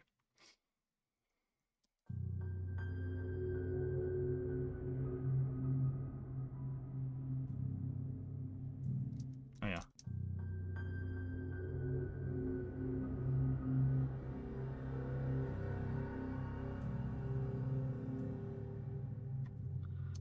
You gotta have like more delay on this, just like a lot of delay.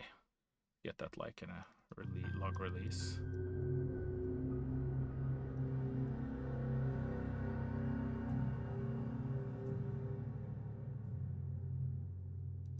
More. More.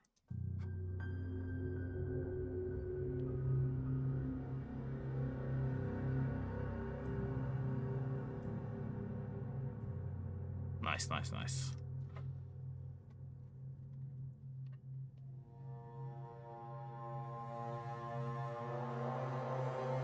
You can actually pitch bend it. That's really cool.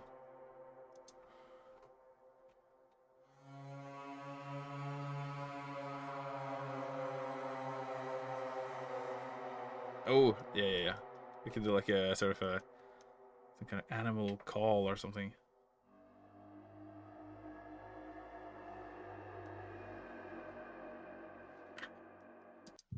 Just like a distant kind of.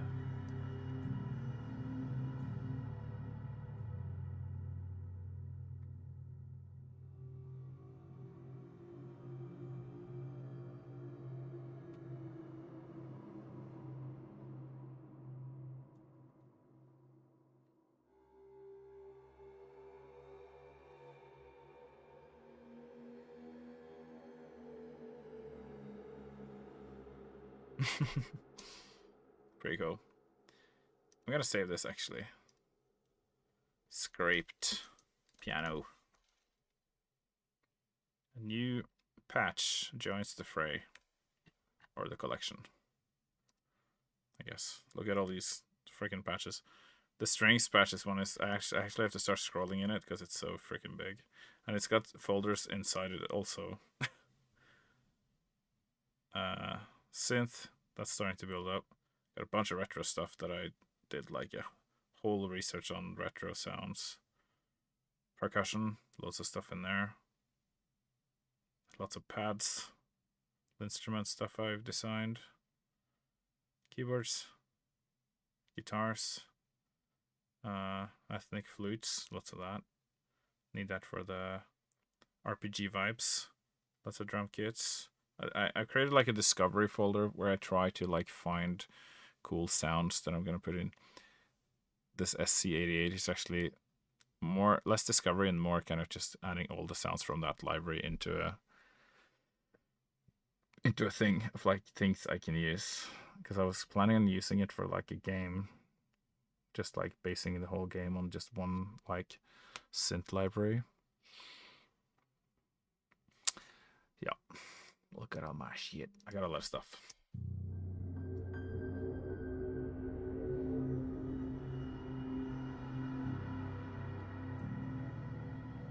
I guess this is like as far as I'm gonna be bothered to go tonight, because it's 11:05.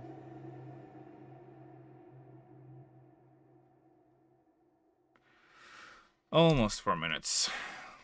But yeah, I'm probably gonna extend it like another minute and just loop it. I try to keep it like around 5 minutes for these like really ambient tracks.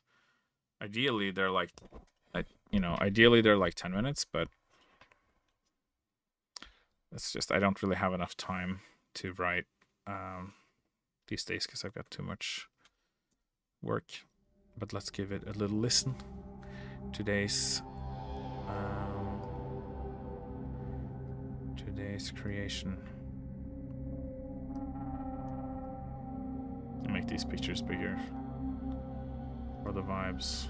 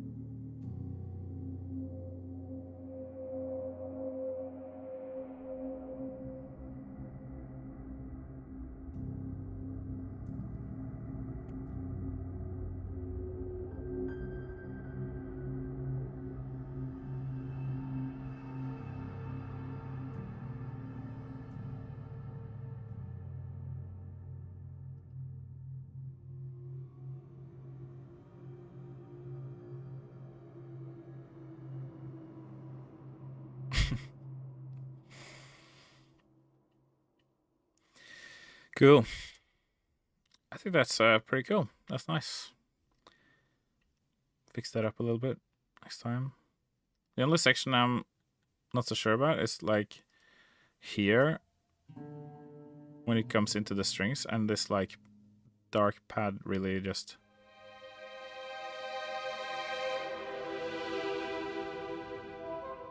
like it completely vanishes and there's like nothing else, you know? Like I might add like just like a dark pad rumbling in the background of this just to kind of like compensate a bit for the kind of the emptiness, just to kind of keep that immersion going. But that's a task for, well, whenever, if I get time to even. I want to try and finish this track because I have a session on Monday, but we'll see. We'll see. Anyway, thank you all for coming to my stream, and it was very nice to hang out with you guys and everyone who stopped by. That was fun, and I do realize I spent some of the time talking, which is also fun. Yeah, I like chatting. I try to chat a bit more, so it's not just like making music, but you know, gotta try and make music too. Is a part of me wants to do like a let's play or whatever channel, but I'll probably be a bit crazy. Super kooky. No. Anyway, I'm gonna go to bed. So see you guys. Thanks for coming, and I hope you have a wonderful rest of your week.